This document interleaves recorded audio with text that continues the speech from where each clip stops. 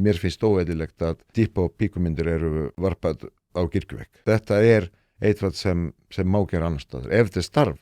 Númer 2 það að ég var sem foreldri fyrir þó nokkrum árum. Já, það var sem Sigardök var á Akureyri og þá erum við tala 9. bekk og mér fannst þetta tiltölulega gróft sem hún sagði okkur að hún var búin að ræða við börn á 9. bekk.